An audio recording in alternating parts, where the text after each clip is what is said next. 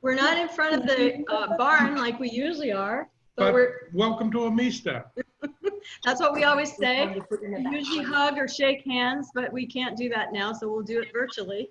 And we're super excited to have you with us for this Taste Passport at Amista. And we have our wonderful winemaker. Where's Ashley? There she is. Wave, Ashley. Our wonderful winemaker, as always, with us at Passport. And she's going to be taking us through the wines today. And then we have Jack Kingsley. Wave your hand, Jack. Jack has been a member of our wine club since forever, I think.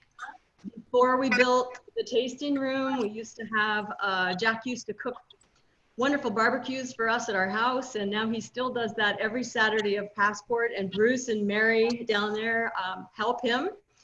And we've learned that he's a fantastic chef, but it's an avocation, not his real job. But he's really good at it. So I hope for those of you who tried to make the menus today, or the recipes today, that you'll enjoy those. Also, we have found, Robert and Ashley and I have found, that what sounds good on paper doesn't always taste great in a pairing. And so we sit down every year at Passport before we pick the menus, and we taste through everything with our chef, and sometimes we say, oh, this needs a little less of this or a little more of that, or we need to replace this with something else. So we invite you to give us feedback. I hope Jack's okay with that. We certainly are. Hey, feedback is a gift. Feedback is a gift, right? And if you decided to make something different, we'd love to hear what you're pairing with this. All things are fine. Even those of you who are just here to taste, that's perfectly fine as well. So anything else you want to add, Mike, before we start? No, I just hope that next year we can have you at Amista. We have a wonderful site now. We've got a beautiful patio now, much more room to spread out. So we certainly will welcome you as soon as you can come. Yes, it's a solar powered patio that Mike spent the last year working on. So good for Mike you. and Robert. Robert, Yes. And I'm looking forward to coming to cook under the solar patio. So I'm happy to come do this live and in person as soon as we're allowed.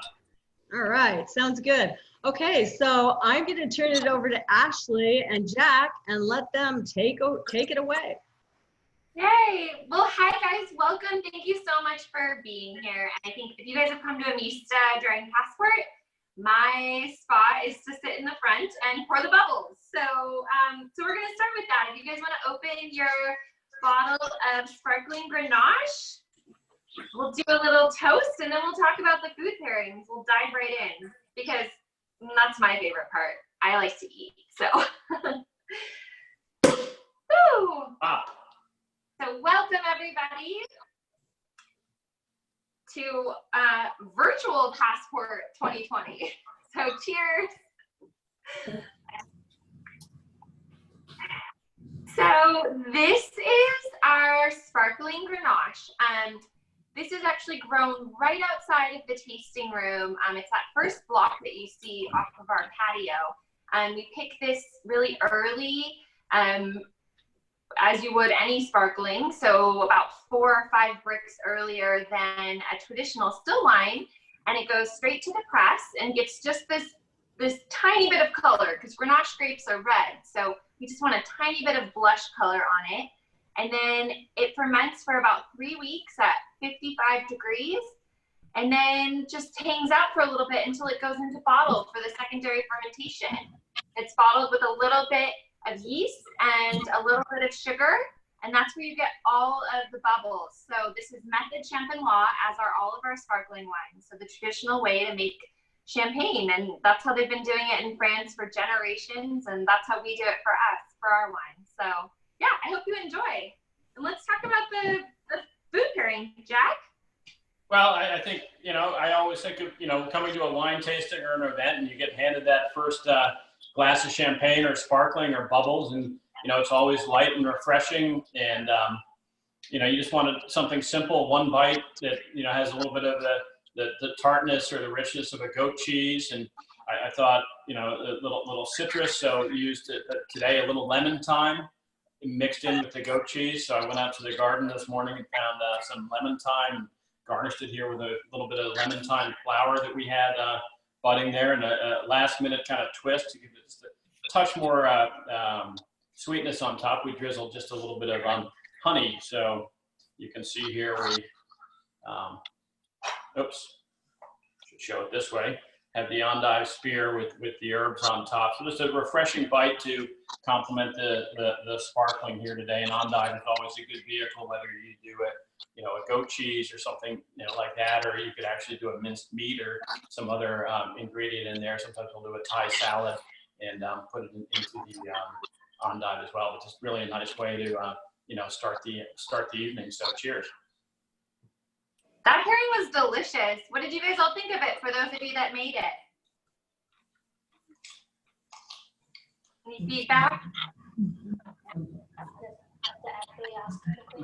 I cannot hear. Oh, she was asking me a question. Sorry, Ashley. Oh, I'm here.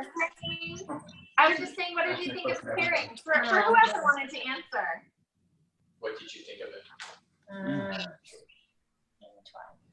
I thought it was delicious. I loved the goat cheese with the blanc de blanc, or with the sparkling grenache. It just sort of lifts all the aromatics, and the sparkling grenache has a lot of like really delicate, really pretty fruit tones. So the honey sort of brought that all out for me. I really liked it.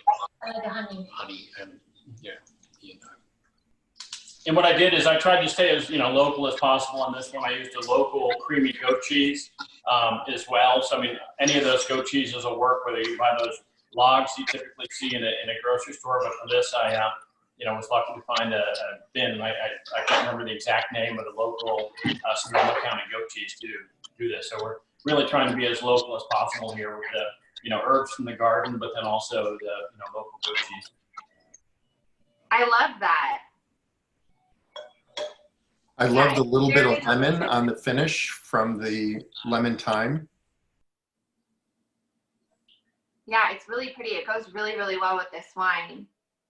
And the lemon thyme is a really strong and hardy herb. You know, we didn't have to replant it. This lemon thyme bush has been growing in the garden since last year. It came right back in the spring and just kind of creeps out there in the garden, and you just prune it back a little bit, and it's as fresh and good as ever this summer. Yeah, that's awesome. I'm definitely going to be making this again. I really liked it. But then other herbs to try, you could do marjoram, which is always one of my favorites with goat cheese.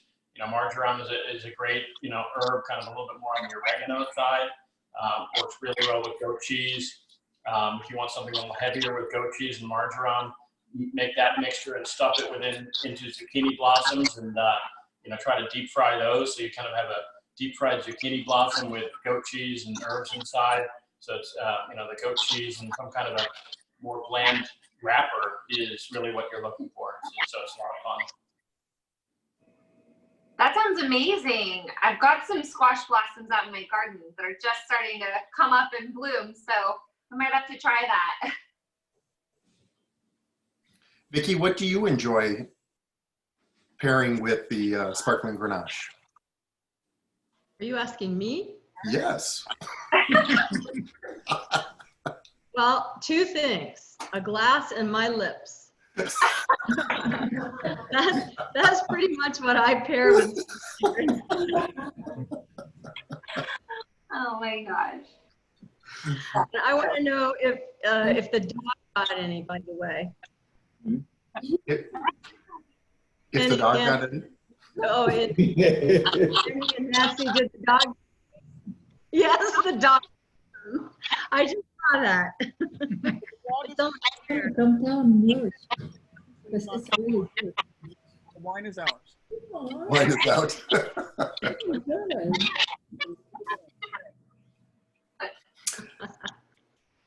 I just wanted to say, if anyone has any questions that they don't want to ask, you can always type them into the chat area, and I'm happy to read them out to everyone, so that, and they can be for Vicki and Mike, they can be for Ashley, for Jack and Bea, or share one of your favorite passport moments from the past. That's so good. Yes. Well, I'll start with my favorite passport moment, or goes back to 2006 when I first met Mike and Vicki. We were Mike and Vicky were the new kids on the block, so to speak, in Dry Creek Valley, and they were hosting one of the Sunday morning vineyard tours. So we all showed up, probably a little bit worse for the wear, at 9 o'clock in the morning on a grizzly cold Sunday morning. And where the tasting room is now, I think there was a shipping container and a couple garbage cans flipped upside down with a piece of plywood and a big bucket of coffee and some Dunkin' Donuts or something, similar. And there, Mike and Vicky in their true form, they painted this vision of what Amista Vineyards was going to be like as we're standing around on this cold Sunday morning. And that was 2005, 2006, something like that. And somewhere on my computer, I have pictures of that morning. So that was kind of one of these memorable moments that has now turned into a long-term friendship and being one of the early members of the Amista Wine Club. Yes, and just one correction, Jack, because I would hate it to be thought that what we served you was Dunkin' Donuts. But there was some kind of breakfast pastry, wasn't there? I mean, They were homemade pumpkin ginger muffins and okay, stand correct. little mint.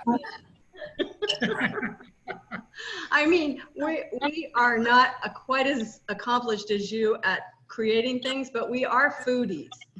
But then when I came to visit you at Harvest last year with that big box of Krispy Kreme for all the vineyard workers who were picking, I was a big hit on that morning now. Oh yeah, Jack, you made a lot of best friends that day. Yeah, my wife and I and our dog came out. We have a house just around the corner from Amista, just a mile up on Lipton Springs, and we came out one morning this fall when they were picking the Syrah and met Ashley and Robert and I can't even remember who else in the whole vineyard crew out there, and watched them pick. And it really gives you a different perspective when you see that part of the process and how much work it is to fill all those totes with the grapes and put them in the trailer behind the tractor and all that process, and just how fast it goes, and how the crew, they have these little knives in their hand and they're going like this, and it's like, get out of the way, because they're just moving. Yeah, absolutely. Yeah, it is. It does give you a whole new perspective, I think. Just watching that whole process and how involved it is and how much labor it is. So it's not as easy as you think to pick grapes. Oh. And I have to say, the whole crew was all full woman crew, female crew of vineyard workers. And I mean, they were strong as can be and worked so hard and fast. It was really quite a scene.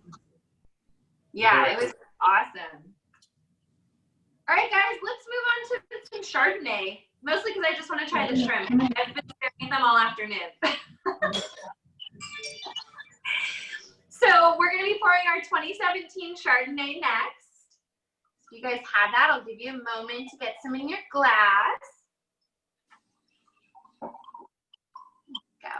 So this Chardonnay comes from the block. We call it the lemonade block. And it's called that because when we first put the block in, usually they put like sort of milk cartons around the vines to protect them, but they were actually lemonade cartons. And so the name just sort of stuck, and that's what we call it. But it's a Wente clone Chardonnay, and we pick it at about 23.5 to 24 bricks.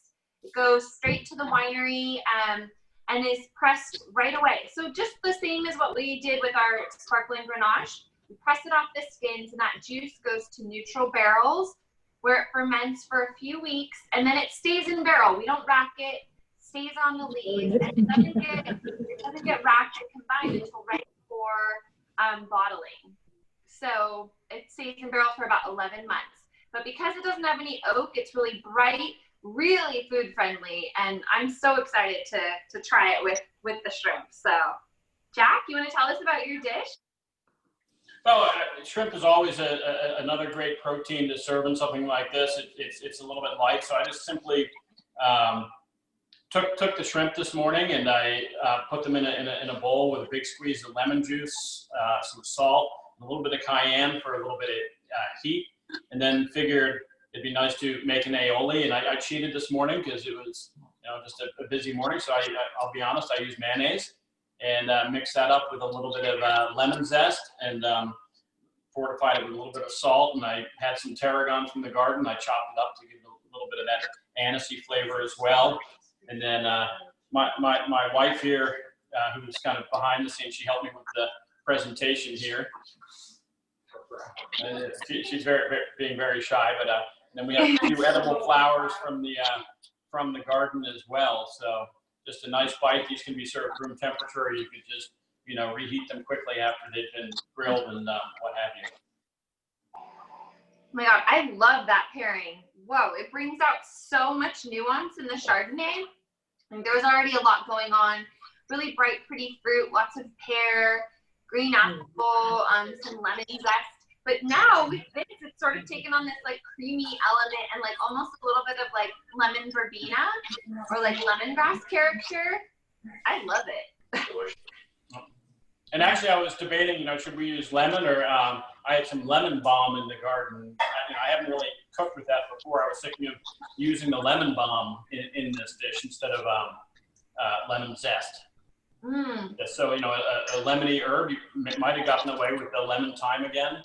Not really sure, but you know, it's very simple. And I think just at the back of my tongue, I taste the cayenne. So it, you know, kind of moving you through the whole continuum to a more savory dish, you know, in the next pairing. Delicious. Really good, really good. And you know, I was just going to say, and I probably Mike would agree, we're not always huge fans of tarragon, but this is really delicious in the aioli, and it works so well with the Chardonnay. It really does.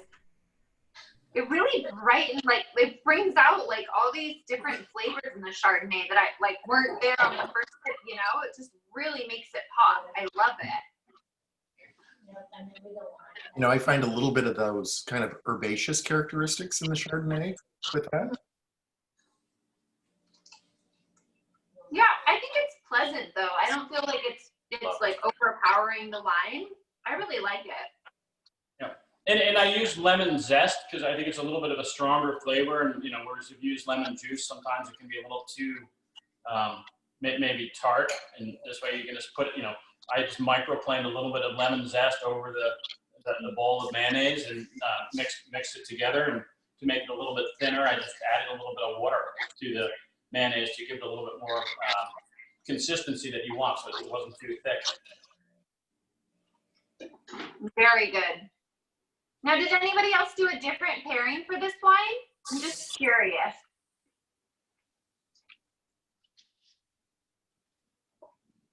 Well, I find our Chardonnay goes with a lot of foods, but it is sort of that balance of like what is going to elevate the wine. And so I think this did a really good job of like elevating the pairing and elevating the wine. It's very subtle, but it has so much going on. So really good job, Chef Jack. So I learned something new, that you grew the Chardonnay using lemonade containers. And I always thought they were milk containers, but I always wondered, where do you get those? Because it's way too many to collect in your recycling bin every week to repurpose into the vineyard. Yeah, you know, I don't know where they got the lemonade containers, but they actually do sell cartons. They're just, you know, they come flat and then you just pop them around the vine.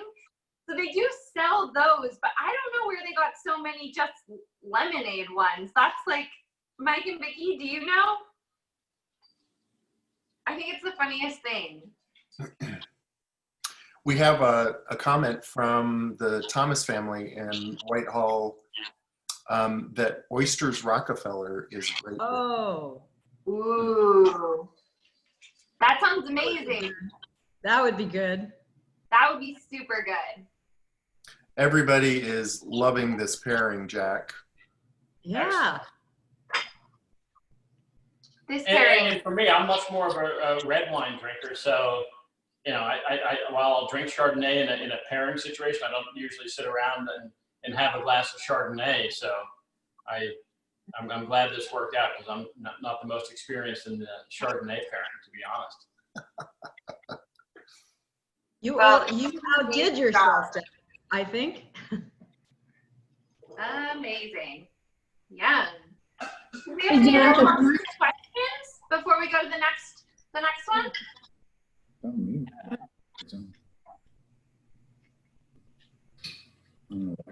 Terrific. Well, let's move forward. Jack, great job. Yeah, delicious. Okay, next up, I think we have the trace. So Trace. And this is one of my favorite wines. So if you guys weren't aware, winemakers love to make blends. It is our favorite thing to do. You know, we like to let the grapes speak for themselves and, you know, let the vineyard shine. But where we get to shine is in making blends and putting them together. And it's so fun. So this is our 2017 Trace, and it's a Grenache Syrah Mourvedre blend. So we pick them all separately, we ferment them separately, and then right before bottling, they actually get blended. So they're all vinified separately, and all sort of each individual varietal, like the character of that varietal is really sussed out. You know, we want it to shine on its own, and then we bring them together. So like in the actual finished wine, you get a lot of orange blossom from the Grenache. You get a lot of heft and oomph on the finish from the Syrah. And the Mourvedre gives this really bright, high-toned cherry character. So it's a really nice layered wine and so much complexity. And I always like to tell this story, but when I started at Amista, Mike and Vicki were like, they were 100% vintage, vineyard, and varietal. So we didn't do any blending. And I was like, uh-oh, I love to blend. How are we gonna not do any blending? So after a few years, you know, we took a little bit of a chance and made this blend. And Mike, I think you can speak to this. Is this now your favorite wine? I don't know where Mike is, but I Vicky's swear. got me muted. Oh, there. Is this your favorite wine now, Mike? It is my favorite wine, and we run out of it frequently. We're out of it now, actually, except for this one bottle. So Robert, we're gonna be down doing our curbside pickup tomorrow. You know what? This isn't my first rodeo with you two. Oh my gosh. I was very surprised when we first tasted this. I think I said it tasted like Pinot, and I hate Pinot. So everybody was quite surprised that I liked it, but it really is very nice. It just goes with everything. There's nothing I've tried it with that it didn't go with, including just sitting around drinking. Yeah, this wine definitely like fills a lot of pockets. You know, it pairs with everything. It pairs with like really delicate foods. It pairs with, you know, heftier, you know, heartier foods. It pairs with spicy food. And like Mike said, it's delicate enough that you can just like sit on your porch and drink this. And sometimes when it's warmer out, I'll throw a bottle in the fridge for like 20 minutes before I drink it. And just then it's like a totally different wine, you know, and it's delicious. I love it. Jack, do you want to tell us about your food pairing with it? So, you know, I wanted, you know, once again, a one bite food. So I thought, you know, let's, you know, move over to pork. So we're going to have, you know, beef in the next course. So kind of a mid-range protein. And then I said, you know, what can we do and, you know, keep it a little bit lean so it's not too heavy and unctuous. So I said pork tenderloin, and let's make lollipops out of it, or coins.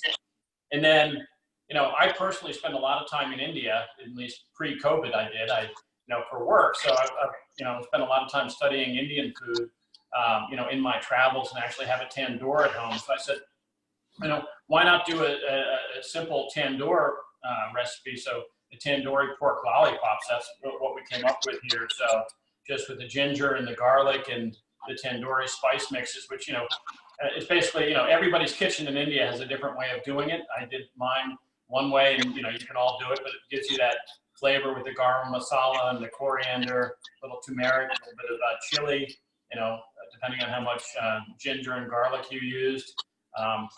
I told you guys to use cilantro. A lot of times you could also use fenugreek. Is the kind of green herb in there, typically dried. So it's a, you know, moves up a little bit in the flavor.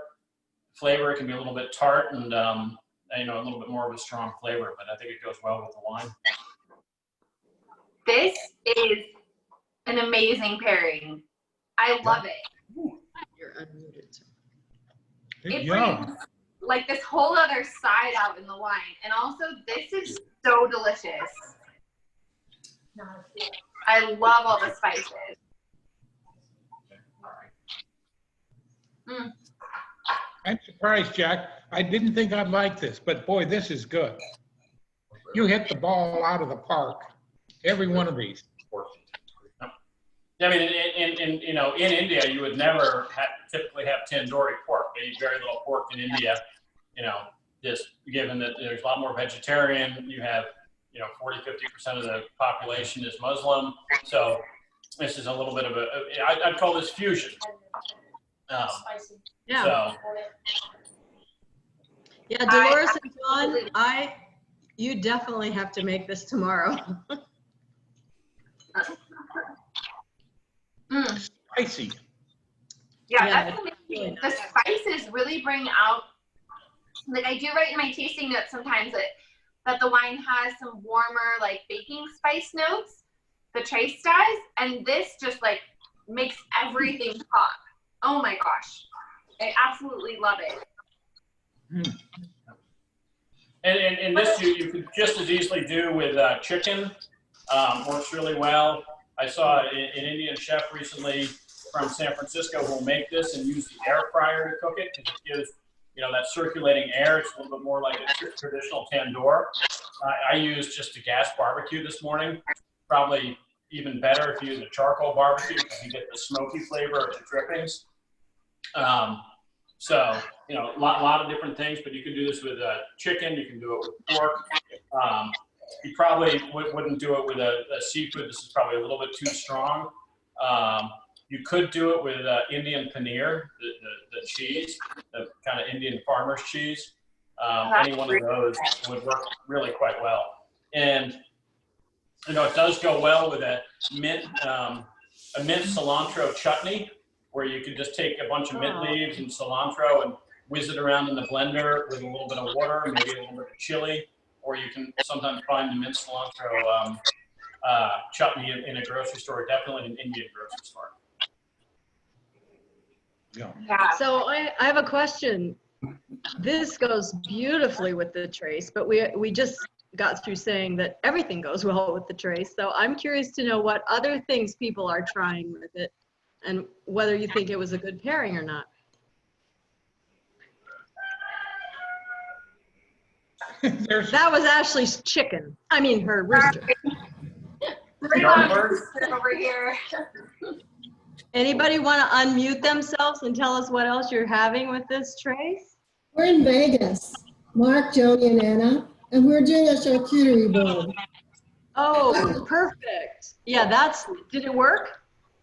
It really does, but we love Jack's It last, works well. we love Jack's last pairing with the shrimp. I'm gonna make it again, that was great. It was awesome, yeah. And this one's, you got to make this one too. The charcuterie goes really beautifully, I bet, but you got to try this. It's so We good. will. And on the charcuterie side, just wanted to let everybody know that we have reopened and we are featuring a cheese and charcuterie box out on the patio. And this is, again, the perfect pairing for sitting out on the patio and enjoying the box. I think I'm going to have to be down soon to come visit. Just I haven't had a nice cheese and charcuterie board, throughout this whole quarantine. Yes, come see us soon, Jack. And Dolores, I will. we would love to see you. Hey, Robert. Hey, Vicki. Hey, Ron. Leslie. How are my Colorado friends? Oh, we're doing great out on the patio. I know So this is where you always are. Yeah, I know. So we did do the same thing. We paired this with some really nice charcuterie, but I bought 2 bottles of each. And after we're done here, we're going to try this and the Syrah with a tomahawk. Oh, wow. Okay. Everybody likes that. Nice. My Nothing wrong God, with a was good big old tomahawk. I'll tell you that. It was this morning when I was preparing this. I felt kind of weird at 10:30 this morning cooking the ribeye for the next dish at 10:30 in the morning on my patio, And I have to say, I had an early lunch with a few of the scraps from the taco. You and Moo Ping, right, Jack? Moo Ping was actually at camp today. Moo Ping is Bees and my beagle puppy. So we actually we're preparing the house. Our house actually, and this is a little bit of a shameless plug, it's just a mile up the hill from Amista, and we use it as a rental property as well. And we just had long-term tenants move in to get out of the quarantine today. So we had the house all clean, and we just didn't think our beagle pup running around helping me cook was going to be conducive to a clean house. So he's down in Windsor at camp. So we will pick him up soon. So a question from a few people that were not quite as astute. What is a tomahawk? Besides, isn't that a...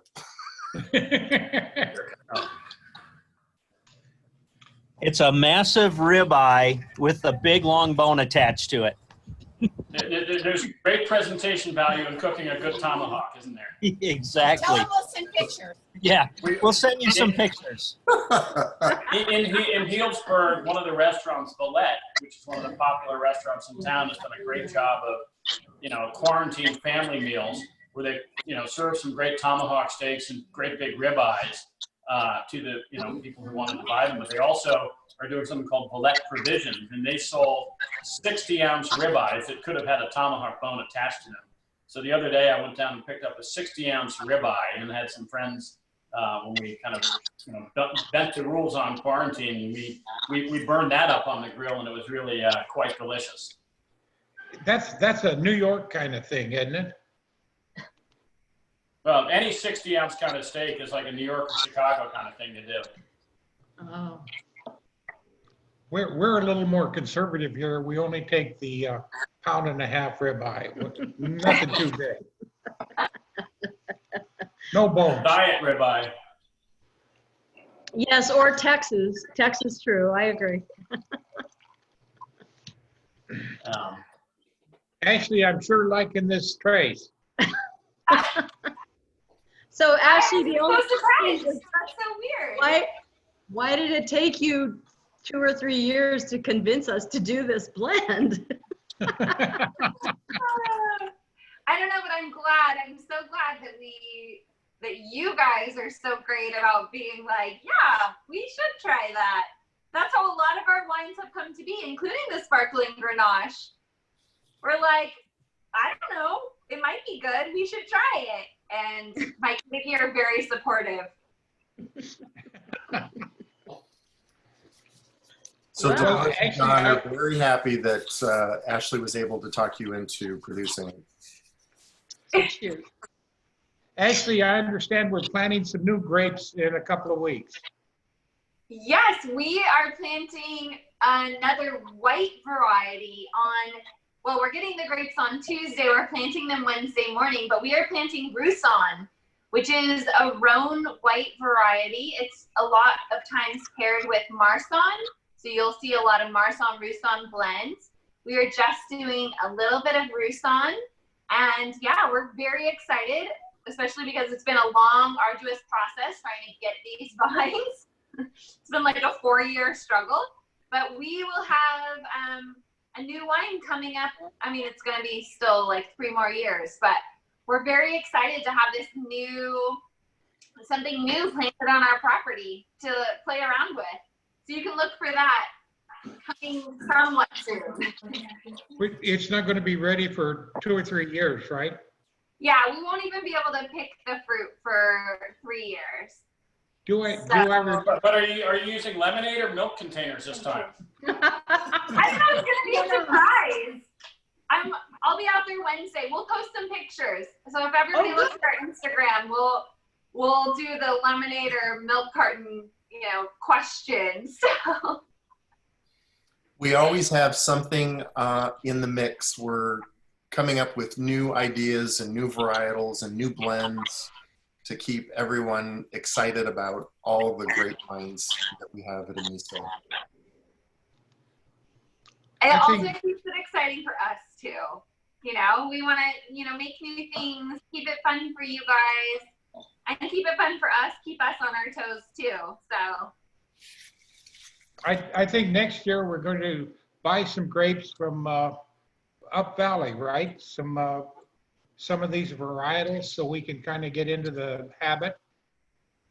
Yeah, I think we're sort of talking about picking some Grenache Blanc, Marsanne and Roussanne, and making a white blend for next harvest from one of our neighbors here in Dry Creek Valley, and just seeing how it goes. So you can look forward to that.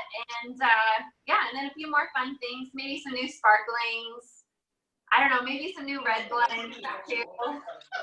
Ashley, a question is, what are some of the flavor components that they can expect from a Roussanne? Oh, that's a great question. So what I always think of Roussanne, it's a little more unctuous than a Chardonnay. So it feels a little bit fatter, but it's not. It's got some really nice floral notes, some really jasmine-y, really pretty floral notes. So Rhone, if you've had any of the Rhone wines, they all tend, so Grenache, Syrah, Mourvedre, Grenache Blanc, they all have these really nice floral notes. And I think that's sort of like just the character that they get in that valley. But it also has a little bit of sort of minerality, like sort of wet slate minerality to it. So they're really pretty, really balanced. I think they're great. Like a Roussanne is great for just drinking on its own. But it's also, you know, depending on the food, it can be very food friendly. It sort of fits in line with like a Riesling, like what that would pair with. They're very different. They're not the same, but you know, in like the spicier foods and things like that, it can stand up to those well. So it should be a really fun wine and really different wine than anything we have. So I'm very excited. Now, I actually have an inquisitive question. Uh-huh. How would it be as a sparkling? Oh, well. Oh, Robert.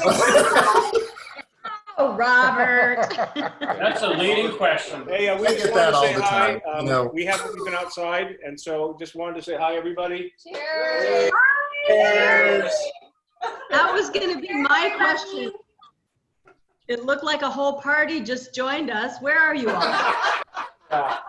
No, we've been outside on the patio, and so we can't get our video out there. But we cooked all the dishes. Food's been great. Wine's been spectacular. Just want to say thank you. This is Pleasanton, California.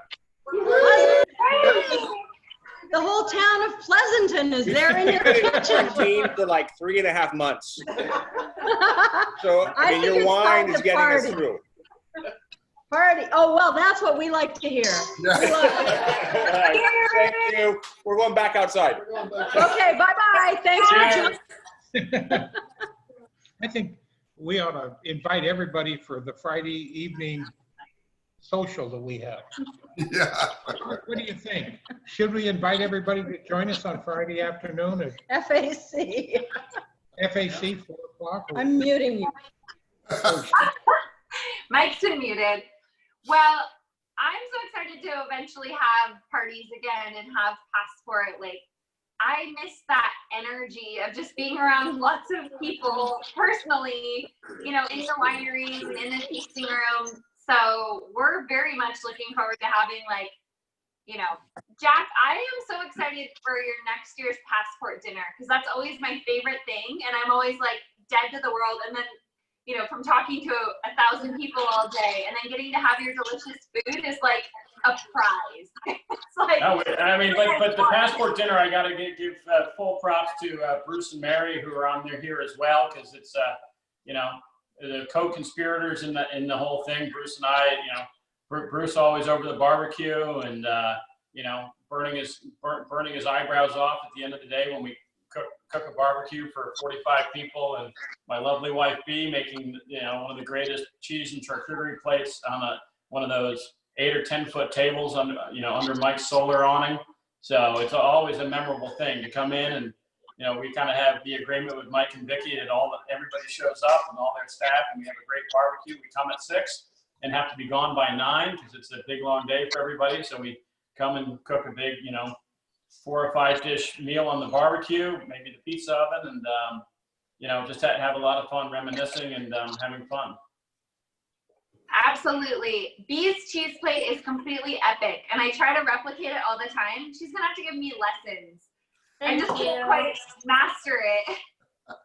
Well, I have to give all the full props here today for all the presentation on the dishes here. My wife B, she you know, I cooked everything, and then she was out in the garden this morning, you know, cutting all these little herbs for the garden. Like this next dish here, we're using some sage with the, you know, full bloom of the flowers, and you know, all the different little dishware here that we, you know, dug out of the garage just for today. I mean, honestly, this is the first time we've kind of been out and about and been able to, you know, cook and have some fun with friends. You know, today, thanks to the generosity of Robert on the call, we're actually coming live from his kitchen, just down from Amista, because we needed a location to do this, and it just, you know, made sense to do it at Robert's house. But, you know, thanks so much to, you know, him and his family for letting us broadcast live from Sebastopol, California. Thank you. Yes. Our pleasure. Live from Sebastopol. I think B should do some webinars on food presentation. I would definitely watch those. I would watch that. What do you think, B? Is she there? B, She's come here. Yep, He's yep. hiding. I'm here with you. There you are. You need to do some webinars on food presentation. You are amazing. Thank you. It just comes so naturally from her. She doesn't, you know, doesn't study, doesn't read the books. She, Really? you know, spent a few nights, you know, late into the night. I'd wake up at, you know, 2 o'clock in the morning, and she's there on her laptop searching around for this and that. And, you know, then 2 days later, all these boxes from Amazon come with the, you know, the right dish for this and that. And, you know, it's quite creative. And, you know, some of the family parties we've had for Thanksgiving and, you know, the setups that she comes up with are, you know, really just unbelievable. Okay, enough. One of the most shy people around too, and doesn't want to take the credit. Okay, back to wine. Jack, Okay. Well, let's go to the last wine. I can't believe we've gotten through it this quickly, and I'm very excited for this one. So, although I have to say that when I was plating this, my 7-year-old was like, "Ooh, I'll have that," and ate like half the steak. So, but this is going to be our 2016 Syrah. So I'm very excited about this one. And now, you know, given that it's a 2016 Syrah, I took a bottle of Syrah that I had down in the wine cellar, and to make the red onion jam for the dish, I used 3/4 of a bottle of Amista Syrah to make the red onions. You know, and I probably could have used any wine at, you know, a certain point to cook it down with the onions, but, you know, just to be true to the form and what we're doing here, we're drinking your wine or eating your wine in the onions, Ashley. I love that. I love that sort of duplicity of the dish. That's awesome. And so, yeah, I'm looking forward to trying this one.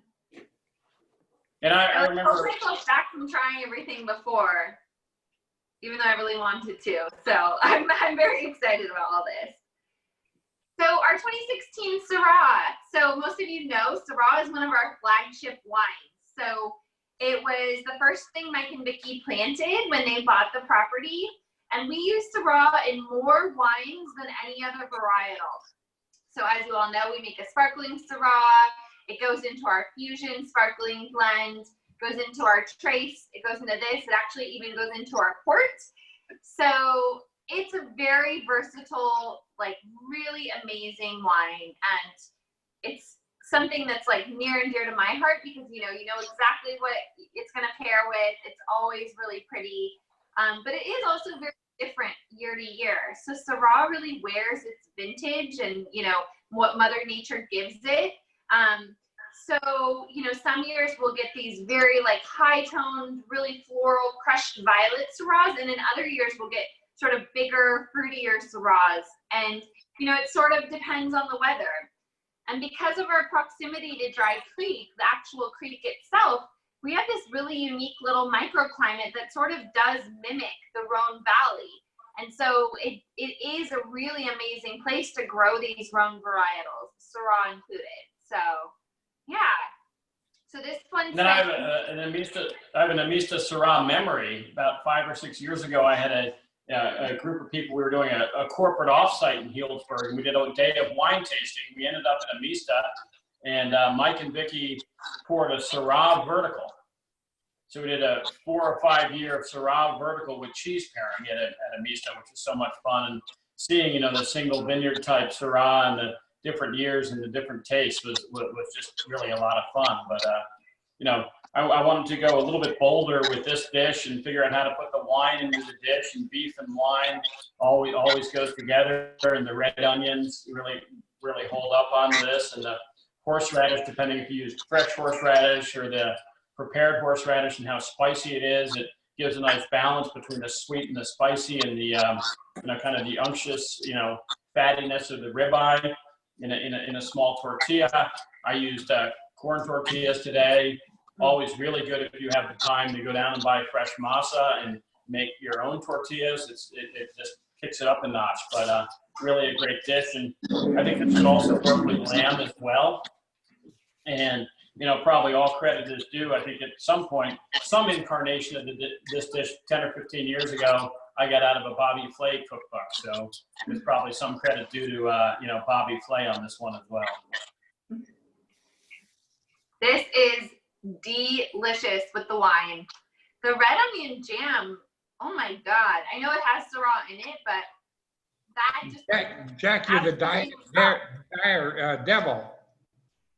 Yeah, this is so good. I love it.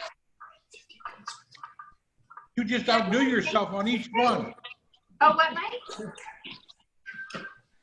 Say it again. You outdo yourself on each one. This is just amazing.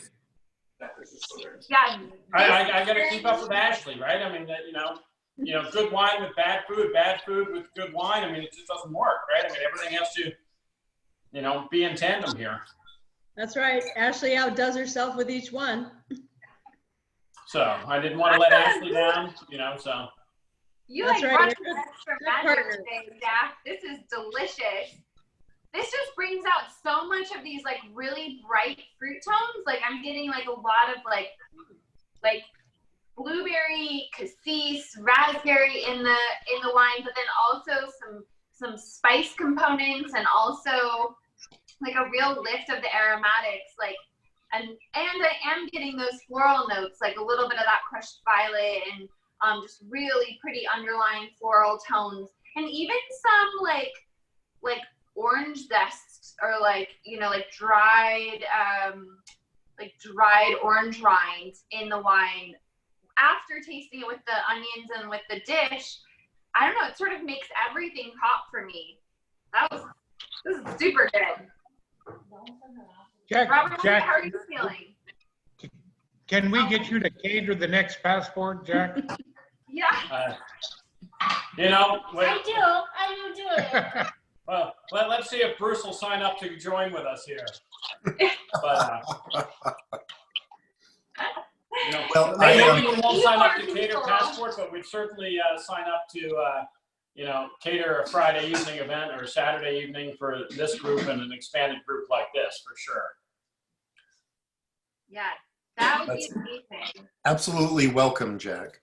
So full disclosure to everybody out there, Jack made all of our food pairings and we got to pick them up. So we're going to have like from the source. So I feel very spoiled right now. I feel kind of guilty. I know.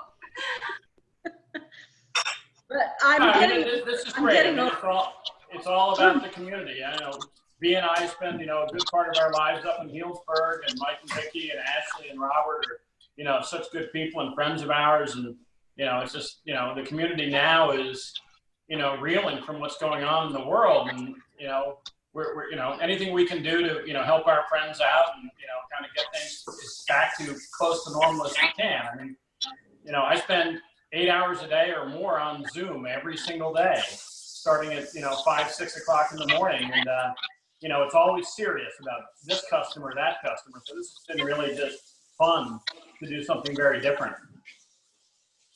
So Jack, it would actually, I don't think you've talked about, you mentioned it, but I would like everybody to know that you have this amazing vacation rental by owner just 2 miles from us, right? 1 mile, Vicki. I timed it the other day when I walked the dog. 1 mile?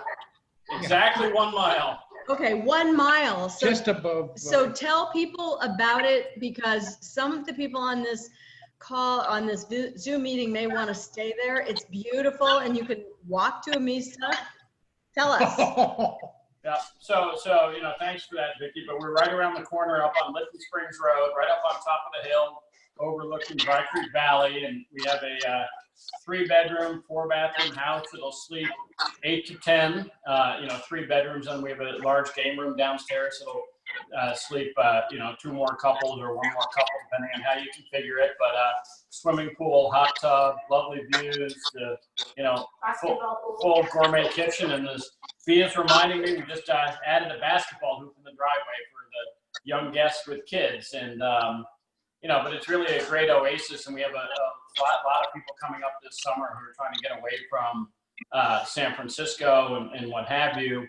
It's been just a great thing. I mean, Bea and I will spend the weeks up there and then rent it on the weekends. Last summer, things are kind of a little bit different this year, but love to have anyone in the Amista family come and rent it and use it and enjoy it, really. And happy to talk to anybody about it, and come to us directly. Find us on Airbnb. It'll be better for all of you guys. And Bea and I'd be happy to host you there. Jack, you've mentioned everything but its name. Well, that's here on my apron. It's Decanter Healdsburg. So if you go to www.decanterhealdsburg.com, and there's a small little website that'll show you some pictures and some of the information. And happy to have all our friends from Amista, because Amista means making friends. Come and use the house and enjoy the environment and Amista wines and everything else Dry Creek Valley has to offer. Jack, you could ask, I think Robert will tell people if they don't get that down, they can call Amista, ask for Robert, and Robert will forward you the information. Yep. No, we have some brochures down there, and Robert and Mike and Vicki have all been up at the house multiple times, and Beautiful. So. Yeah, it's a beautiful place. It's a great place if you're in for the exercise with the steps going up. Move over, Jane Fonda. Steps, but, That's right. As soon as we relax quarantine, I mean, last time I had dinner with you, we came down to your house and you cooked a killer paella, I remember. And next time we're going to return the favor. We'll help you up the steps, but we'll cook a great dinner up to the top of the hill. Okay, so we live in a swamp. I can't help it. Nah, you don't live in the swamp at all. You have such a great view over the vineyards and the sunset that comes down there, the west-facing view out of your kitchen, that big long island you have. But So actually, one last pairing, and then we're gonna wind things up. Dolores and John were doing, no wait, I have to find it again. Oh, they were doing the trace with a lemongrass coconut raised bottom round roast. Ooh. I'll be right over. It's kind of a Thai food with their lemongrass. Yeah, there's the almost empty bowl. So is it round coconut milk braised, so lemongrass and coconut milk with beef, kind of slow cooked, or like a stew, or? That's a yes. That sounds great. And they're willing to share the recipe. Robert, can you they can talk? I would like to hear Dolores and John tell us. Actually, they have to unmute themselves. Oh, would you? Okay, good. They I did. just unmuted us. We actually made this last time. This was leftovers, and it pairs better with the trace than it did with the peanut that I paired with it last time. Really? So, See, everything pairs with the trace. Yes, it does. I would be Very happy. So true. That's a good one. And I actually find a lot of times dishes like that are better the second day after the flavors really get a chance to meld and sit around. A lot of times the Indian or the Thai curries, they might taste great off the stove, but the next day after they've sat around in your fridge or whatever, and you take them out and heat them up again, they taste even better. Yeah. This is a 4-hour braise. It's lemongrass. It's coconut milk. It's 2 Thai chilies. It's garlic. It's onion. It's everything we love about food and everything I love about Emphasis would be on yours. Awesome. Send it to me and I'll put it on our website and I'll give you credit. Absolutely. I will remember. It sounds a little bit like the Malaysian dip beef rendang. Like I said. Very similar to beef rendang. Yeah, yeah. Like coconut curry. Well, I can't tell you how much we appreciate the friendship that we have from all of you. It really means a lot. And there's faces that we've seen on other virtual tastings. There are our friends that we see at Passport every year, and we love it. It really warms my heart, and I know it does Vicki and Mike and Ashley. So as a special treat, because you know Passport is such a big joy for all of us because we get to connect with you. And 2020 was a year that the double digits we were excited about. We are, any of the wines that you have tasted today, we want to offer you specials, and we're getting into the summer, a lot of temperature controlled shipping. We're offering $20 temperature controlled shipping for anything that you send. And also, if you purchase 6 bottles, we're going to take $20 off from your purchase. And if you buy an additional 6 bottles, we'll take another 20 off. So that's $40 off on a case plus $20 temperature controlled shipping. So think about it. We'd love So, to. Robert, that's like 2020, right? 2020. 2020 Passport. All right. Just like Barbara Walters said, this is 2020.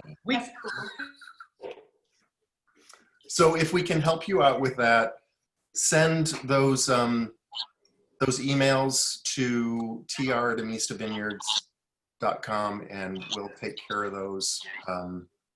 Tammy, our tasting room manager, and myself, and your wine club coordinator, Hawes, we are right there to help out with those. And all the support and love that you've sent to us over certainly the last 3 months, but all the years that you've been in the club, we really appreciate it. So Robert, I have a question. Yes, Vicki. Amista means making friends, right? Mm-hmm. So if any of their friends would like to take advantage of this little special thing, could they do that too? Aren't we about making friends? That's what that's what I thought. So so if you have friends that you've always been wanting to introduce to Amista, we'll make sure that you know all about this so that you can let them taste our wines too, and then they could be on a Zoom video and taste wonderful dishes.